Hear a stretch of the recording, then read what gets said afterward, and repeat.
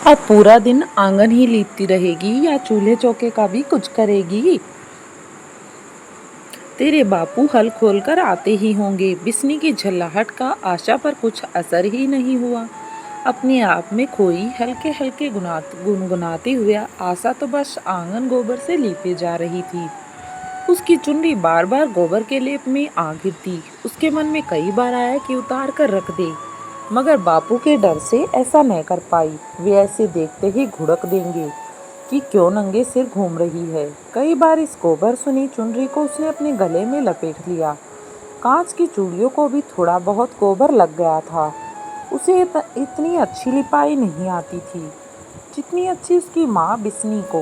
वैसे तो घर के कमरों, रसोई तथा बरामदे में फर्श था, मगर घर का आंगन, पशु का बाड़ा तथा एक कोने में स्थित कड़ियों वाला कमरा कच्चा था, जिनकी लिपाई करनी पड़ती थी। और इनकी लिपाई का काम उसे मिला हुआ था। आशा को कभी कभार यूं गोबर की लिपाई करनी अच्छी लगती थी। बिस्नी तो मीन मेख निकालती रहती। कभी कड़वी गोबर अधिक मिला दी। कई बार आशा दिन चढ़े तक लीपती रहती तो उसकी माँ डांटती, इतनी भी अकल नहीं है कि धूप में लिपा हुआ फट जाएगा। सुबह या शाम ठंडे वक्त में लिपाई की जाती है। इन्हीं बातों से आशा चिढ़ जाती है और अपनी माँ बिस्नी की तरफ देखती है। गोबर लिपने में खूब मजा आता था उसे।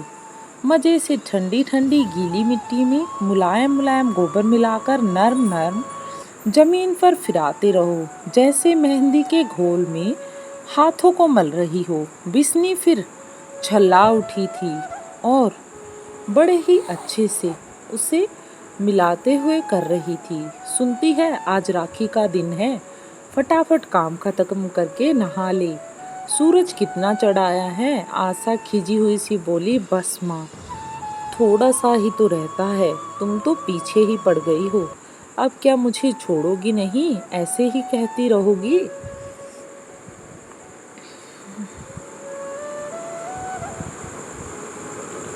हर साल राखी के दिन आशा कितनी खुश होती थी। वह महीनों से इस दिन के इंतजार में रहती थी।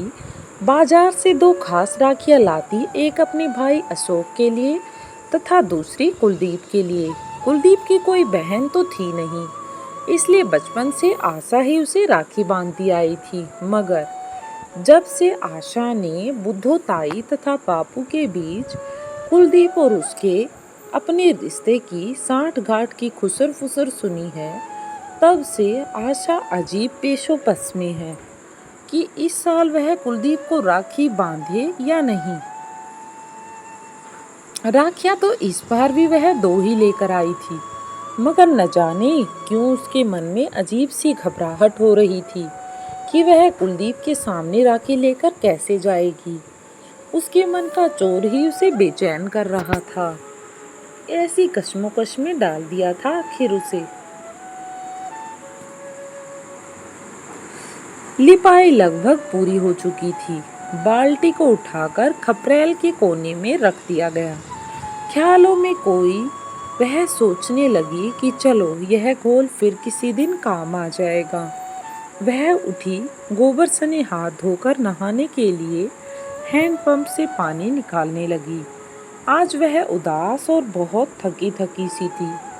सोचने लगी कि इतने वर्ष वह यूं ही कुलदीप को राखी बांधती रही, मगर जब से उसने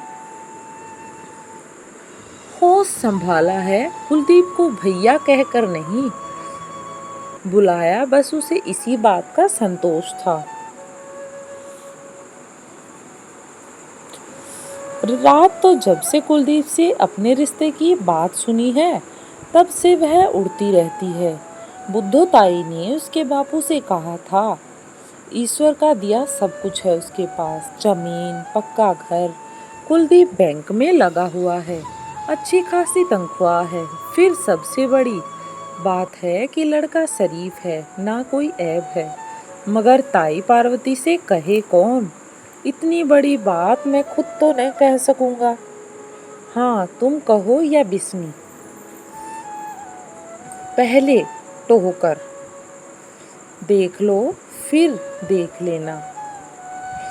क्या बुद्धोताई ने पार्वती चाची से पहले टोहकर देख लिया? क्या कहा होगा कुलदीप ने अपनी माँ से? आशा के गाल तमतमा उठे, हाथ पैर कांपने लगे, पूरे शरीर में झरझरी सी हुई। इस साल आशा बीए कर लेगी। कुलदीप की यह शर्त भी पूरी हो जाएगी कि लड़की की बीए होनी चाहिए। मगर सुना है कि कुलदीप के लिए एक रिश्ता शहर से आया है। नहीं नहीं, आशा का मन कहने लगा, अगर बापू कहेंगे तो पार्वती चाची जरूर हाँ कर देंगी। आशा को लगा जैसे कुलदीप को भी कुछ पता चल चुका है। चोर तो उसके मन में था, तभी तो उसके देखने का अंदाज बदलता जा रहा था। बात तो आशा से वह पहले भी कम ही करता था, मगर अब तो न के बराबर करने लगा है। हाँ, जब आशा 10वीं की परीक्षा में फेल हो गई थी, तब उसे गणित तथा अंग्रेजी पढ़ाते समय अकेले में खूब गपशप कर दिया करता था। लेकिन बाकी वो सबके सामने चुपचाप बना दिखता रहता है। अकेले में तो खैर, अब भी जब कभी मौका मिलता है तो कुलदीप आशा को चोटी से पकड़कर खींचता था। कभी बाजू की चक्की काट लेता था तो कभी जीभ निकालकर चिढ़ाता था। कुलदीप ने आशा का नाम बुद्धू ताई रखा हुआ था, क्योंकि आशा भी ताई की तरह ही पुरखों जैसी बातें करती थी। पुराने ख्यालों की पुरानी बातें। आशा सोचने लगी, खुद भी कितना बुद्ध है। शर्मीला कहीं का, क्या लड़के भी इस तरह करते हैं? बिल्लू को देखो, कैसे राह चलती लड़कियों पर फप्तियाँ कसता है। किसी की चोटी खींच लेता है तो किसी का सरेआम रास्ता रोक लेता है। उस दिन तो बिल्लू ने कमाल ही कर दिया था।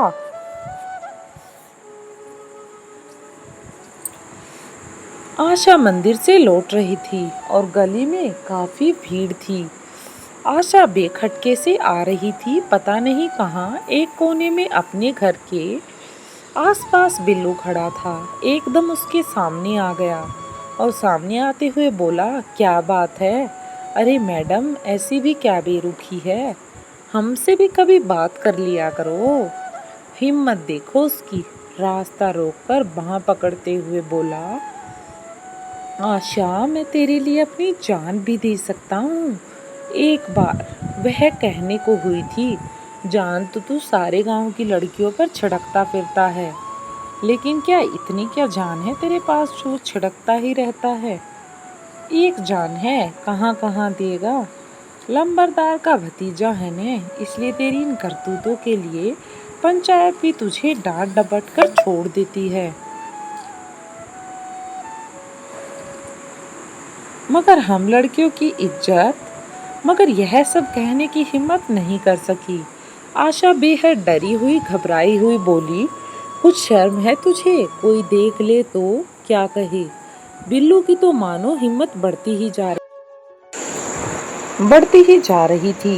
दूसरा हाथ भी पकड़ता हुआ बोला, अच्छा छोड़ दूंगा, मगर एक। और उस कमीने ने अपने बदबूदार होठों से आशा के गालों पर चूम लिया। पूरी शक्ति लगाकर बड़ी मुश्किल से वह उससे छूटकर भागी। आशा ने सोचा कि माँ को बता दे, मगर बता नहीं पाई, कहीं माँ उसी को ही गलत न समझ ले। ये सोचकर चुप ही रही। तब से देर सबेर आशा ने मंदिर जाना ही छोड़ दिया कि न जाने कहाँ पे मिल जाए ऐसा व्यक्ति। बाल्टी तो कब की पानी से भर चुकी थी और वह ख्यालों में खोई हुई हैंडपंप चलाए जा रही थी। उसने भरी हुई बाल्टी गुसल खाने के अंदर रख दी और किवाड़ बंद कर लिए। काफी देर वह पानी के पास बैठी रही। जब वह मैट्रिक में थी, कुलदीप कॉलेज में पढ़ता था, तब इतने हैंडपंप नहीं थे। आशा ने एक बार कुलदीप को कुएं पर नहाते देखा था। छाती पर बाल, घनी मूछें, मोटी मोटी आंखें, सुंदर गोरे हाथ और लंबी लंबी उंगलियां। ये सब सोचकर शरीर में अजीब सी झुरझरी होने लगी थी।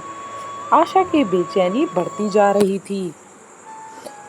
कितनी ही देर वह चुपचाप बैठी पानी को निहारती रही, कभी हाथों को डुबोती, कभी पाँव पर पानी डालती। उसका बचपन लौट आया था। पानी से खेलने में उसे सुखद अनुभव हो रहा था। आज वह हर एक काम को पूरी तन्मयता से करना चाहती थी। आज उसे कोई जल्दी नहीं थी। वह चाहती थी कि आज कुलदीप के सम्मुख जाना न पड़े। काश आज का दिन पंख लगा उड़ जाए या आज की सुबह शाम में तब्दील हो जाए। ऐसा ही कुछ आशा का मन कर रहा था। नहाकर निकली तो आशा कुछ हल्का हल्का महसूस कर रही थी। नया सूट पहना था, बैंगनी रंग की कमीज और सफ़ेद रंग का सलवार, जो विशेष तौर पर नए फैशन के अनुसार उसने शहर से बनवाई। इस सूट में आशा किसी शहर की लड़की से कम नहीं दिख रही थी। वो काफी ज्यादा सुंदर लग रही थी। जब वह अपने भाई अशोक को राखी बांध रही थी तो बिस्नी चौखट के अंदर पांव रखते हुए कहा, देखा इतनी देर लगा दी तूने। कुलदीप कब का तेरा इंतजार करके दफ्तर चला गया। सुनते ही आशा का चेहरा खिल उठा। चहकते हुए उसने बर्फी का टुकड़ा अशोक के मुंह में रख दिया। उसका बापू खेत से लौट आया था।